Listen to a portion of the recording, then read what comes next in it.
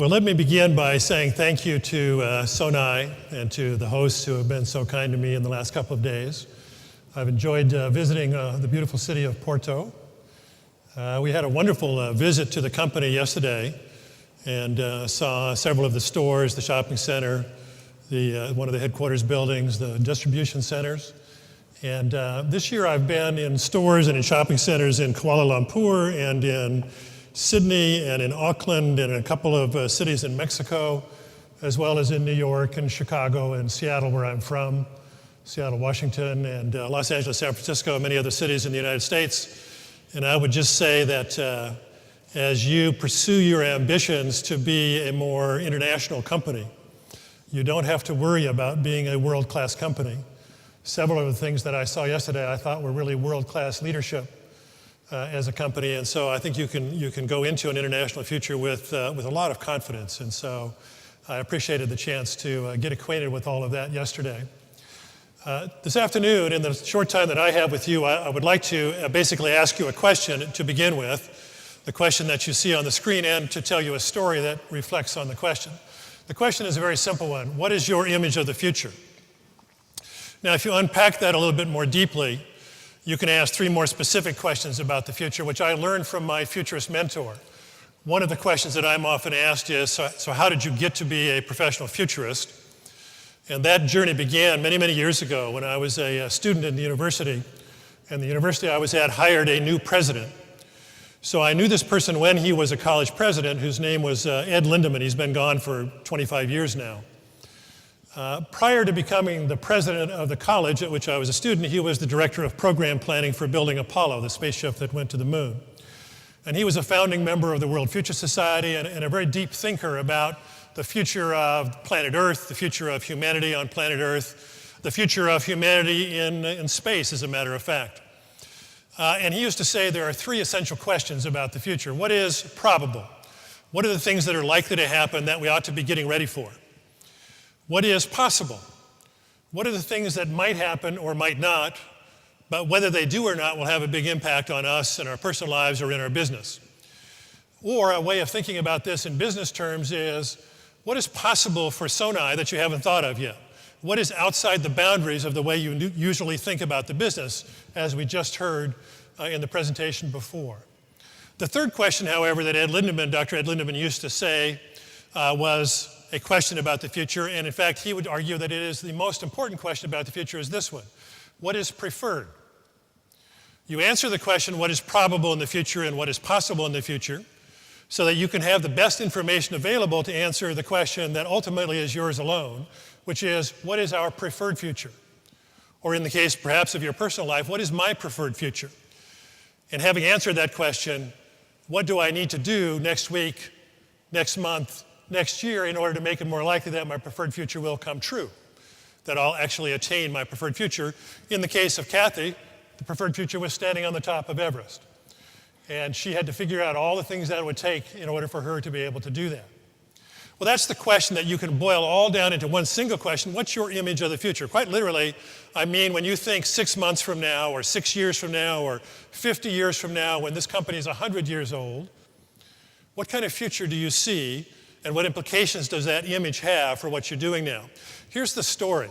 It's one of my favorite stories because it's one of my favorite experiences in my life. In the year 1989, in the summer, I was invited by a friend to spend 3 hours one evening with 100 high school students, as we call them in the US, secondary school students, who were taking a 2-week intensive leadership program in the summer when school was off.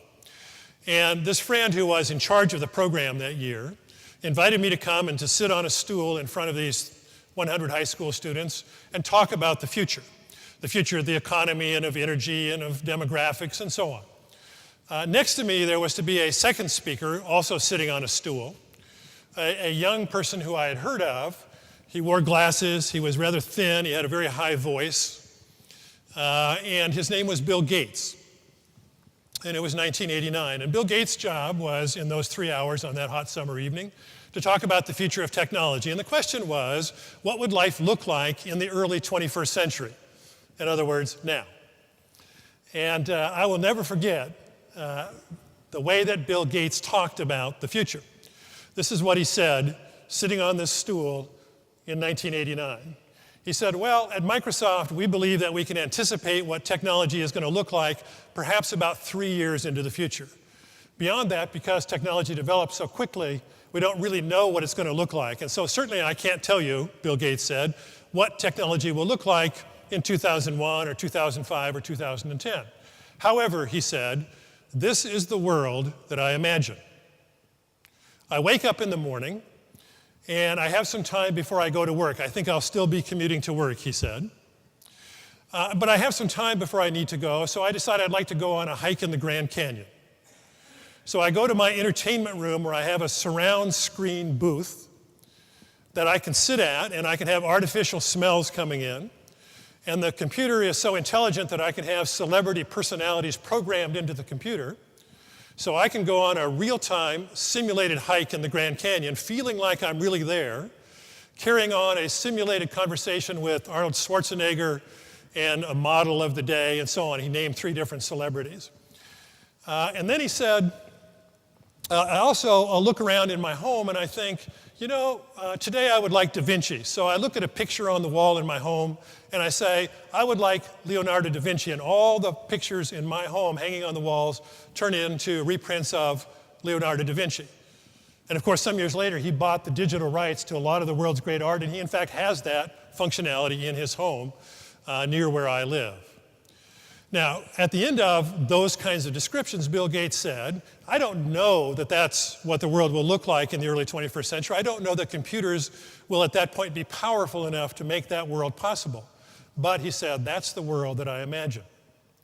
And it was that kind of imagination, that kind of visionary thinking, that kind of answer to the question, what is your image of the future, that was a key driver to the success of the Microsoft company, something that I actually think is a bit missing now that Bill has left his active involvement in the company and has moved on to his philanthropic endeavors. What is your answer to the question, both in your personal life, but in the case of the company or the part of the company that you're part of? What is your image of the future? Now, there's a second question, which is equally interesting. Why is that an important question? And the answer is reflected in this very famous, to me at least, cover of Fortune magazine from the year 1993. Now, if you look at these 3 shapes on the cover of Fortune in 1993, you'll see that they're all shaped like dinosaurs, and each of the 3 has a name. And the names are Sears, and IBM, and General Motors. And in 1993, the writers of the article were seriously asking this question. Have these 3 companies literally become in danger of going extinct because they've become dinosaurs?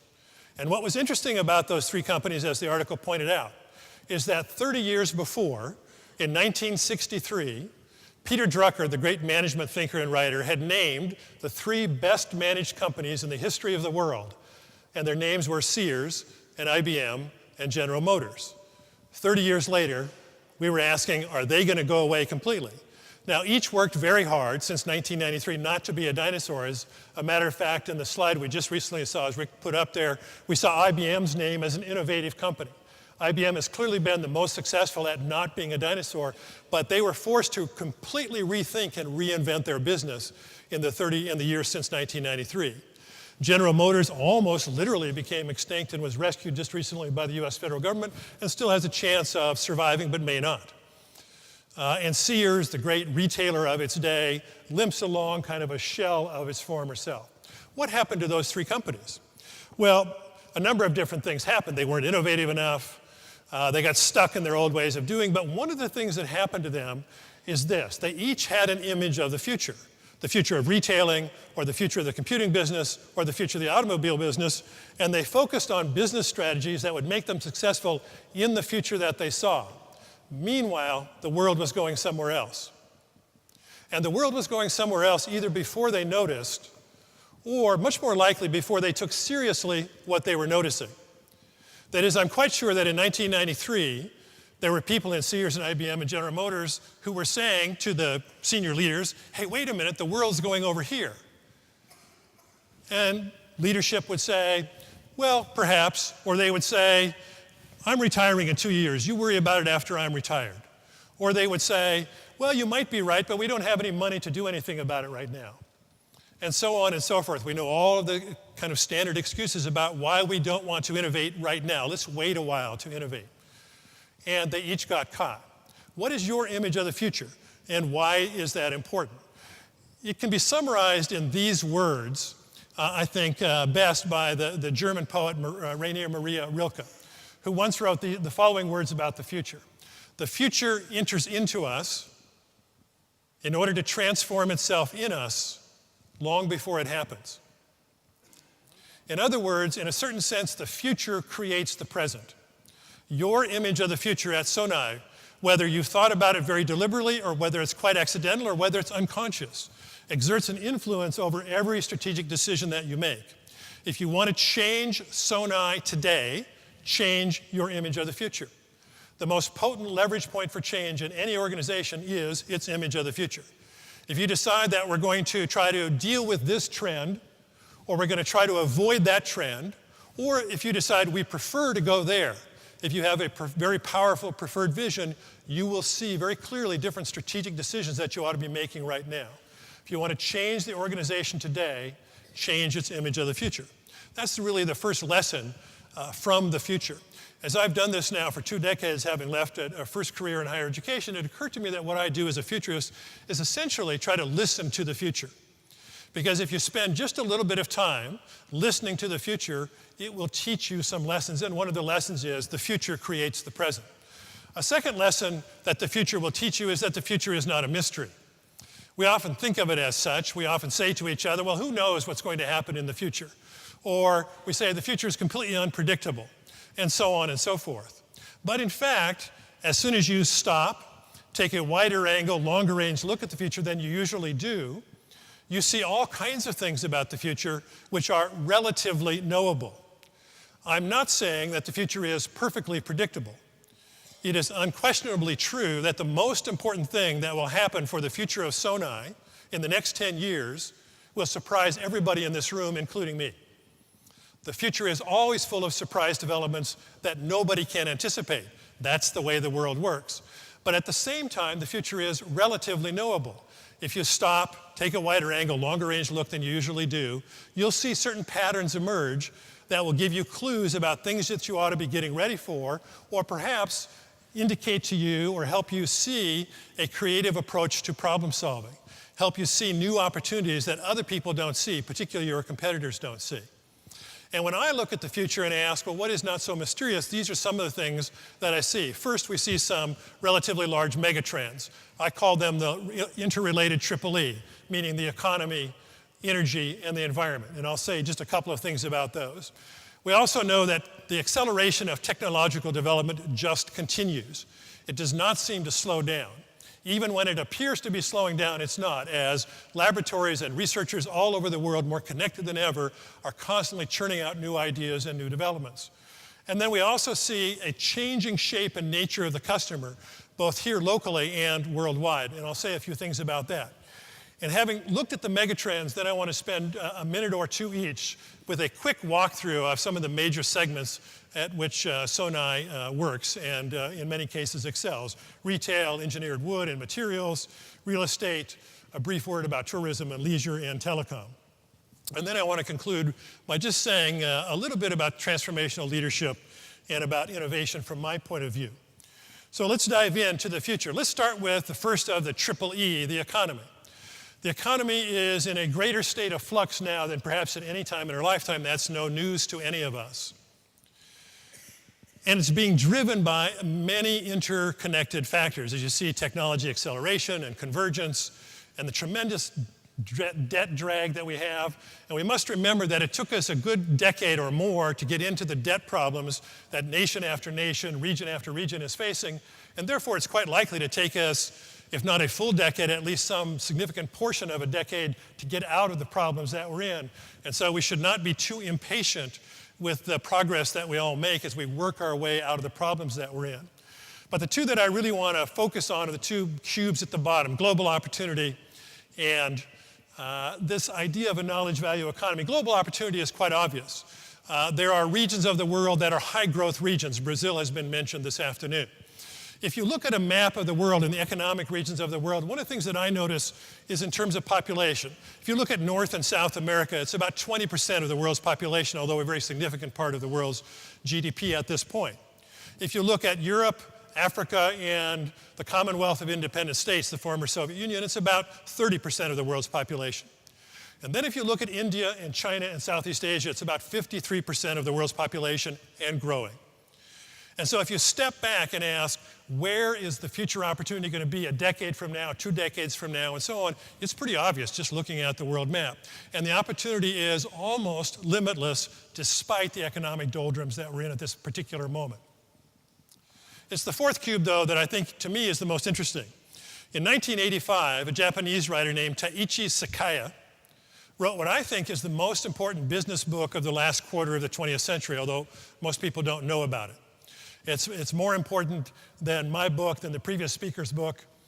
And I reread it last year, and to me is still probably the most powerful guide to thinking about the future of business that I've ever come across. The title of the book is The Knowledge Value Revolution. And the thesis is very simple. Value comes from land, it comes from labor, it comes from materials, and so on. But in today's world, and even more so in tomorrow's world, value comes from knowledge. If your product or your service or your process has better knowledge in it, if more knowledge has gone into creating it, if workers can get more knowledge out of it, if customers can get more knowledge simply by being in the store, if they can get more knowledge by engaging with the product, perhaps as we saw at the Optimus store last night, a very high knowledge value store, you have a competitive advantage. Competitive advantage is primarily in knowledge value. Increasing knowledge value on a consistent basis is, in fact, the secret to the future. Making your product, your processes smarter today than they were tomorrow. Tomorrow than they were today. So that's the economy. Let's look at energy just briefly. It's a Saudi oil minister who is very famous for having said this, and you might have heard this phrase before, that the Stone Age did not end because we ran out of rocks. Just as the oil age will come to an end before the world has run out of oil. What is quite clear is that we are at the end of cheap and easy oil. And it's an interesting moment in time because for a while we're going to coast on the fossil fuel era. But it's quite clear that we're in the first decade of movement beyond the fossil fuel era. And this movement will take probably 4 or 5 decades altogether to complete. And over those 4 or 5 decades, it will comprise the biggest business opportunity in the history of the world. An energy transition comparable to that when we shifted from burning wood and animal waste, basically, to burning coal and then oil. And the map on the wall that you see, or the chart on the wall that you see, is from the International Energy Agency. And the most interesting part of it, of course, is the right side bar and the lighter blue color, which represents all of the oil that has to be discovered or yet developed between now and 2030. And if you look carefully at that bar, you'll see how much we're betting on our ability on planet Earth to find new oil and to exploit it. Now, if you talk to people in the oil industry, they will tell you, yes, we're going to find that much new oil and we're going to exploit it. But they will also know, and perhaps neglect to mention, that that oil would be far more expensive than the oil that we've been used to because it's in very deep water, or it's in the Arctic Ocean, or it's in places that is very hard to reach, very hard to develop. And therefore, the traditional energy future is going to be much more expensive than the energy world that we've known. And so we're at a new beginning of a new era in energy, and that's why the gold certified lead building that I saw yesterday that saves so much energy is so critical to the future of not just this company, but companies all around the world. Because we're going to be looking for ways to save energy, really, that go far beyond what exists today. The third leg of this triple E is the future of the environment. And you might enjoy this cartoon as much as I do, because the world, particularly when economic times are difficult, become full of skeptics about whether climate change is happening, whether global warming is happening, whether human beings have any role in it, and therefore whether we should pay any attention to it at all. And I love the idea expressed in this cartoon. But here's a little illustration of what is going on in the climate. It is quite clear that the climate has reached a number of different tipping points. You can see it in the melting of the ice in the Arctic. You can see it in the changing weather systems around the world. You can see it in longer hot spells. You can see it in a rash of fires in Russia this summer. Everywhere you look, you can see indicators of a climate that appears to be on the edge of going places that it hasn't gone in the existence of humanity on planet Earth. And if you want an illustration of this, we know that the amount of carbon dioxide that's going in the atmosphere, just based on pure principles of physics, will have the impact of heating up the atmosphere. How much? Well, it heats up the atmosphere. If you look at the amount of carbon dioxide in the atmosphere today, it's about 380 plus parts per million. Back in 1950, it was about 310 parts per million. And if you take that much increased carbon dioxide in the atmosphere, it adds about 2.5 watts of energy to the Earth for every square meter. And 2.5 watts of energy is the equivalent of a single candle, perhaps burning in the middle of a cupcake to celebrate a birthday. So imagine covering the Earth with 1 meter square tables, in the center of each table putting a small cake, and in each cake putting a candle, and then lighting all the candles on fire. That's how much heat is being added to the planet every day, every minute, because of the increased carbon dioxide in the atmosphere. Essentially what we began 140 years ago when we added the oil revolution to the original coal revolution is we made the primary human enterprise on planet Earth, primary industrial enterprise for sure, the following. Basically what we've done is organize all of human civilization around digging up dead plants and animals and lighting them on fire. And we've been doing it in earnest for 200 years. And if you put it in that way, it sounds rather crude, right? But essentially, our whole civilization has become quite successful because we have found so much dead plant and animal material, dug it out of the ground, and lit it on fire. Now it's time to start looking for better and newer ways. And we'll see a little bit of that when we look at technology. So that's the triple E. Let's look at the future of technology. I'm just going to say a couple of things about technology. I personally am very interested in the future of materials technology. We can talk about biotechnology and its impact, for example, on growing forests. We can talk about biotechnology and its impact on human health. But among the more interesting scientific fields to have emerged in the last 15 years is this so-called field of nanotechnology, or the ability to manipulate matter at a molecular or even at an atomic scale in ways that go far beyond our former abilities. It is called nanotechnology, although in some ways it's just a fancy word for chemistry. But what we've developed the ability to do is to see molecules and see atoms one by one. I've sat at the electron tunneling microscopes and done that, and we've developed the ability to move them around using mechanical tools very crudely or using chemical tools in a little bit more efficient kind of way. And that enables us to build things that have unique physical properties that never existed before. For example, new kinds of materials using so-called carbon nanotubes. In the upper left is a boat that's undergoing sea trials in the Puget Sound around Seattle. The trials began just 2 weeks ago. It's the first unmanned sea vehicle. It's made out of carbon composite reinforced with carbon nanotubes, so it's extremely strong. Carbon nanotubes, if you don't know, are actually stronger than steel, but of course much lighter. And the company that is doing it is a company called Zyvex, and they have contracts now with shipbuilders and plane makers all over the world to change materials in a way that will make it stronger and lighter and eventually cheaper than any other kind of material. In the right side of that picture, you see a printable solar cell. And there are many companies around the world, both in the US and Europe and in China, who have developed nanotechnology inks that can be sprayed onto substrates using inkjet type printers and making solar cells. And when I, several years ago, visited the founder of the Zyvex company who is making the boat that you see, and I looked at his electron tunneling microscope, they were billed as the first ever nanotechnology company. I asked the founder, his name is Jim Von Ur, he made his money creating PayPal, and then he sold it and created a nanotechnology company. I said, what's your ultimate vision for nanotechnology? Do you know what he said? He said, well, this is the world that I imagine. Think of all the roads in the world, and imagine that every road was covered with solar cells in every parking lot. That could be printed off of inkjet printers, laid on the road with a layer of glass over the top, capable of being driven on. Well, in the lower left, you see the very first prototype of the first glass roadway. It's being built by an engineering company in the state of Idaho in the United States under a contract with the U.S. Department of Transportation. And they're developing glass that can be driven on. It will stand up to semi-trucks. It will allow light to come through but not have too much glare coming off of it. And if you then put solar cells in it, you can turn every roadway in the world into a solar generator. If you covered all of the roadways just in the United States, you would provide 3 times more than all the electricity consumption in the world.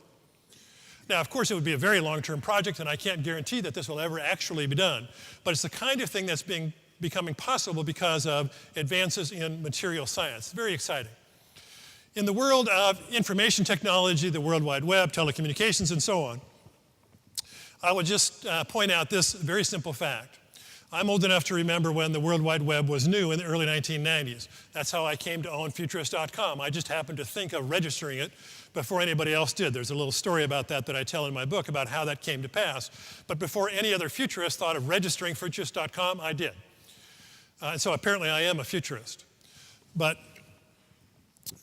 what I've discovered or noticed, and you have too, in the last 5 years, 3 years, 2 years, is that the World Wide Web is coming to an end. When the web began, we thought of it as a place that you would go. Well, actually, we thought as a web of multiple places that you would go. So you would take out a device, a desktop computer, a laptop computer, perhaps a cell phone, and you would key in a destination and you would go to that place. And there you would experience that place for a little while and then you would leave it. Which websites do you go to now? You go to fewer and fewer places. You only go to websites that are no longer the web, they've become the stream. You go to websites that are changing every minute, certainly every hour. And if you go to a website that looks the same every time you go there, you don't go there anymore. The World Wide Web is becoming a stream, and to the extent you have a web presence, and I know you have some web presence, you don't do a lot of e-commerce here yet, although I suspect that'll be part of your future.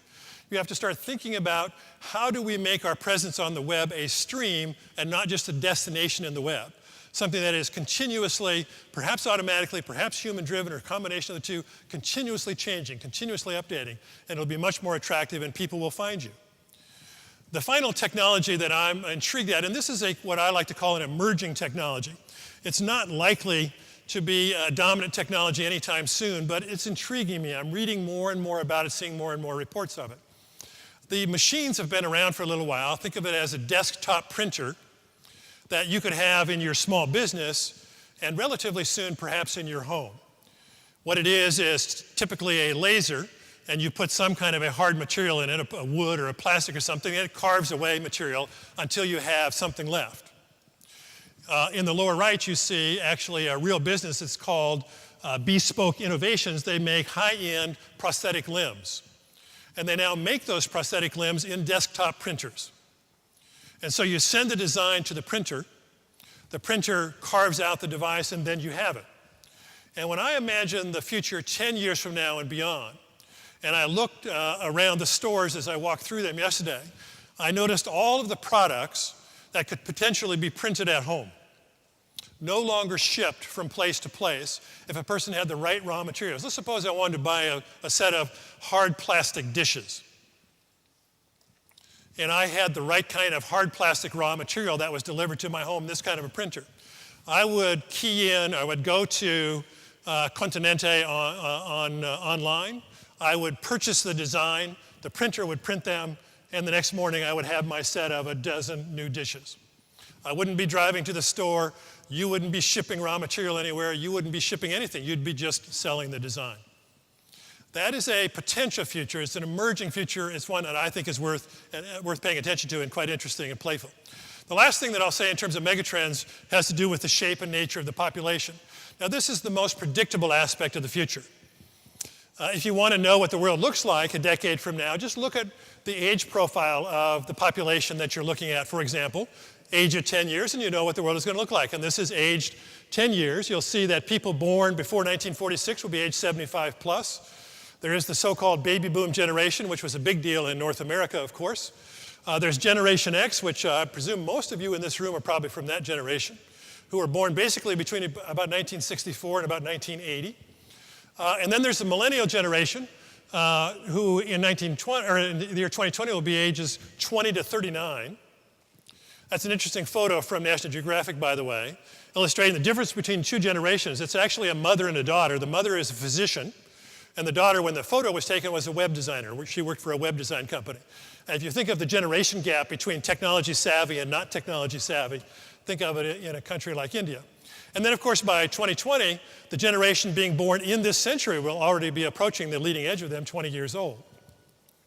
Think of a millennial generation youngster, 20 years old today, and what their life has been like over the last 20 years.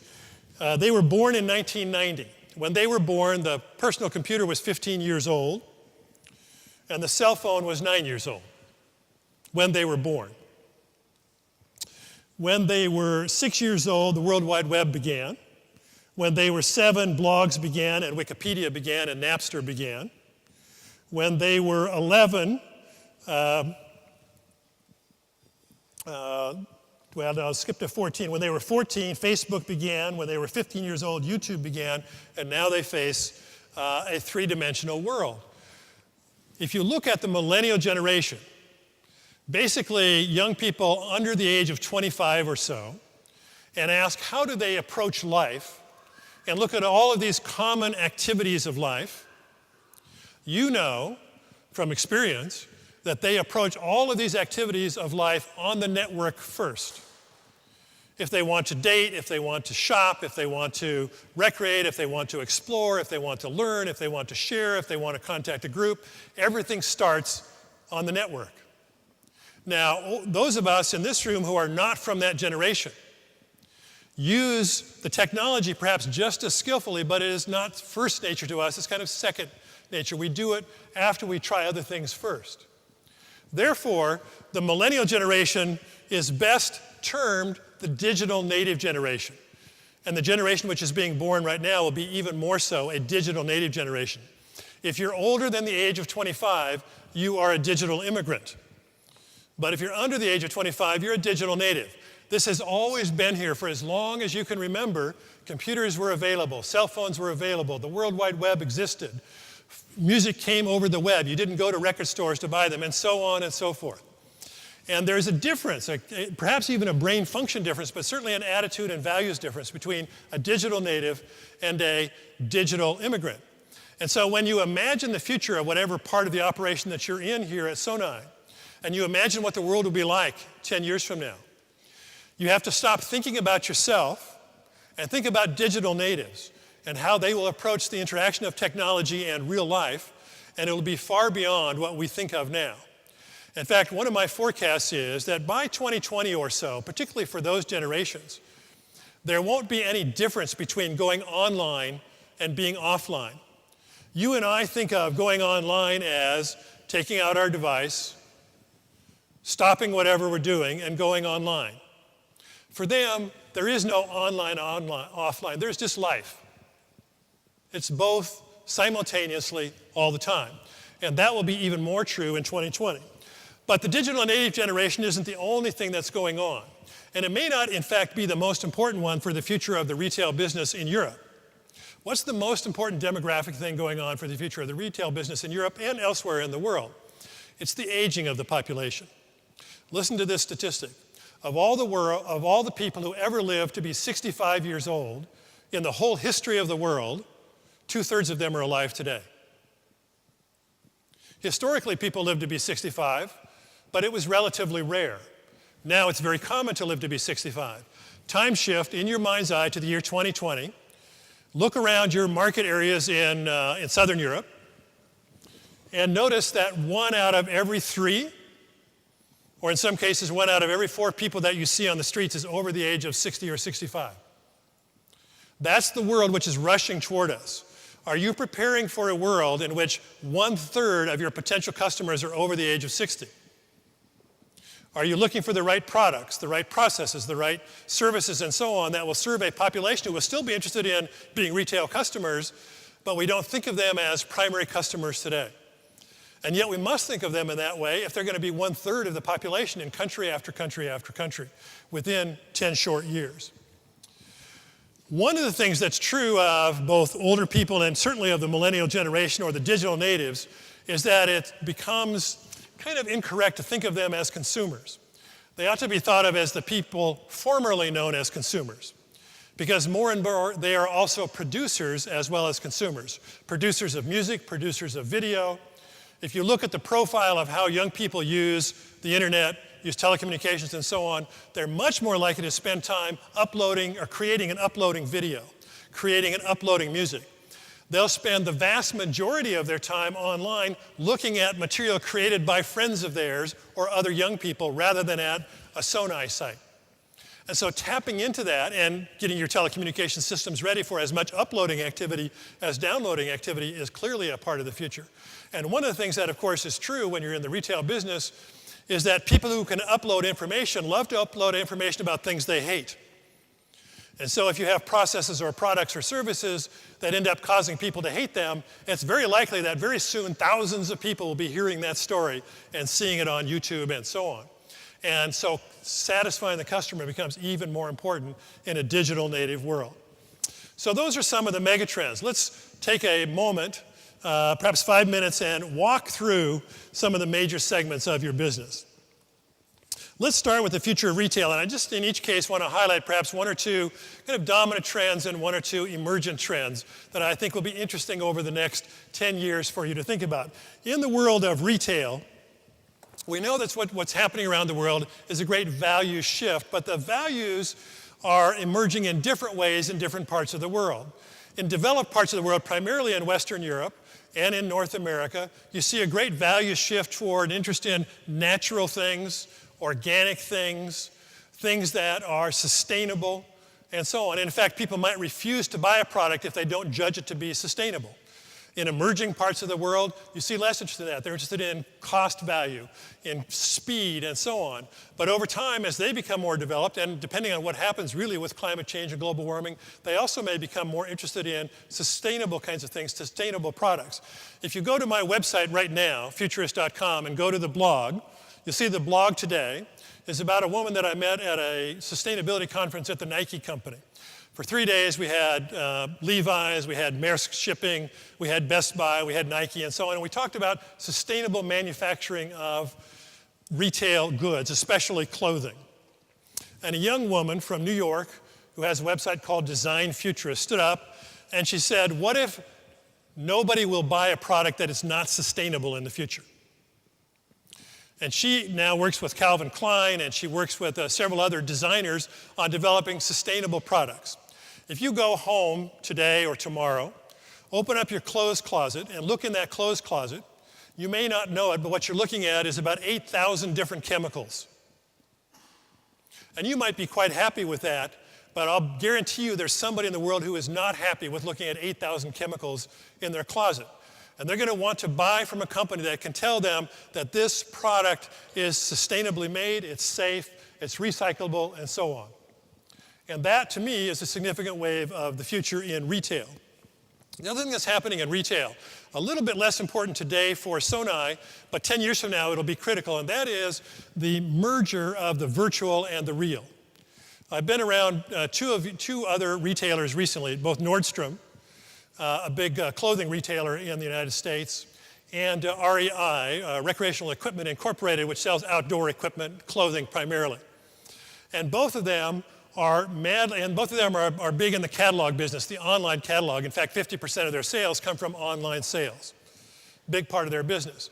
And right now, they are working very hard to integrate the virtual and the real so that you have the same experience online as you do in the store. The entire system knows where everything is. So if I go online and look at a piece of clothing, the system knows whether it's in any store anywhere in the world or whether it's in the online warehouse. And they used to be separate systems. It's a big job to put them all together, but the integration of the virtual and the real in retail sales will be a major enterprise of the next 5 to 10 years in every retail business in the world. So that's a look at retail. Let's look at the future of building materials. A couple of years ago, Korean Air magazine asked me to participate in writing this article on the future of housing in the world. They titled it Living Little. What we know looking at the next 20 years is that somewhere between 500 million and 750 million new housing units have to be built to accommodate the world's population, particularly in the developing nation. What are those going to be made out? One of the things we know about buildings in the world today is they contribute, the buildings alone, to about 40% of the carbon dioxide pollution that goes into the air. If we can cut the pollution from building materials and from the way that we build buildings through sustainable design, we will make a very big contribution to the world. And I was actually quite excited to see yesterday how much Sonae is already involved in making a contribution to sustainable building around the world. And believe me, if you have an advantage in sustainable building, you will have a very strong competitive advantage going into the future in the future of building materials. What about the future of real estate? Real estate, of course, is very tricky because of all of the real estate crashes of the last 2 years. What's happened to real estate essentially is that the old normal is now the new normal. Real estate investing is kind of going back to the old basics, not in wild speculation, but in really evaluating the value of property, the value of what can happen in that property, the surrounding area, and so on, kind of very back to very basic kind of evaluation of how real estate is going to work. The other thing that's happening in real estate design is, again, sustainability by design. There are entire cities being planned, primarily in the Middle East, like the city of Masdar, that is being designed, and this is a concept building from the city of Masdar in Abu Dhabi. The entire city is going to be a sustainable city. It's a city of only 45,000 people being built from the ground up. But it's a city, if you're not there, you ought to be there in Masdar, because it will be a prototype sustainable city of the future. And that would be a significant player in the future of real estate investment. What about the future of tourism, which I know is a very tiny little portion of Sonae's business portfolio, but it's an interesting one. If you do surveys of consumers around the world, travel is still considered the #1 luxury good or the #1 luxury item. And I suspect that will remain so in the future, even as we become more frugal about more things. When it's possible, we will attempt to travel, either more locally or nationally or internationally when we can. And therefore, the travel business has some prospects, again, particularly if it is sustainable. And then finally, the future of telecommunications. And telecom is a really interesting one because the thing that I think is going to really characterize the future of telecommunication over the next 5 to 10 years is the emergence of real-time three-dimensional communication. Visual communication, of course, but actual 3D. On the shelves today, I didn't notice if these are on the shelves in your stores, but a person now can purchase for between $500 and $1,000 US a home video cam with 2 lenses capable of shooting 3D film or 3D video, and then uploading that to YouTube. So as televisions become capable of displaying 3D images without the need for any glasses, or as cell phones, as this mobile from Samsung is capable of doing, displaying a 3D image, if you hold it at just the right angle, a 3D image will pop up out of the phone without the need of any glasses or any other kind of equipment. By 5 years from now, you'll expect all of your communication devices to be capable of 3 dimension. And if you're producing video, you'll be producing 3-dimensional video. So 5 years from now, when we watch the Finova video, we'll expect all of those images to be coming out into the audience at us. That is where telecommunication is going in the next 5 years or so. Well, in the end, given all of these changes in the world that are ongoing and will only accelerate as we move ahead, the question becomes innovation, of course. The whole purpose of your enterprise here is innovation. But some years ago, I was giving a presentation at a conference, and one of the great philosophers of the future, his name was Willis Harman, also been gone a long time, heard a presentation about how wonderful information technology was going to be and how we'd be able to manage so much more data and so much more information. And he got up after all of those presentations, and he asked a real basic question. He said, I have a question for all of you developing information technology, and that is, information for what? What is the purpose of all this data? What is the purpose of all this information? And for all of you innovators in the room, I would ask you the same question. What is the purpose of your innovation?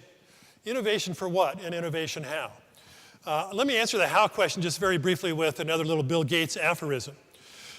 Bill Gates used to say when he was at Microsoft that every great idea meets the laugh test. That the very best of all innovation ideas are those ideas that some people in the room laugh at and say, that's hilarious, you'll never be able to do that. And you'll say, just watch me try. Watch me figure it out. And if you look at every great innovation in the history of the world, there were people who laughed at them at the beginning. If you have an innovation idea and you present it to the group in the room and everybody yawns and says, that's boring, it's probably not a great idea. But if people kind of laugh and twitter and say, that's a crazy idea, you might be onto something. That's a bit of one lesson about the how. But what about the why of innovation? If I was in charge of innovation, I would say innovate for increased knowledge value. Make something smarter. Make the person who's using it smarter. Make it clear to the person who's using it that as a result of using what I provide you, you'll be smarter than you were before. Make it more sustainable. For the next few years, make it more frugal in terms of saving money for Sonae or perhaps saving the consumer some money. But also make it fun. People are desperately in need of fun. One of my favorite writers of all time was a writer named Brian Swimme. My favorite book by Brian Swimme was a book called, listen carefully, The Universe is a Green Dragon. And at the end of the book, The Universe is a Green Dragon, which is a long conversation between a philosopher and a young learner. The young learner says to the philosopher, so what is it that makes human beings unique? What makes us special? And the philosopher says, well, you know that if we compare ourselves to the chimpanzee, our DNA is 97% identical. But somewhere in that 3% of our DNA that's different from the chimpanzee, there are some secrets. One of them is the secret to language. But he said, I think the ultimate secret is this. We might be the only species that revels in true creative play. In fact, the philosopher says, the one true cry of the human being might be the deep belly laugh. And so the philosopher says, the most important thing you can do as a human being is seek out opportunities to have fun. Because when you're having fun, you'll be creative.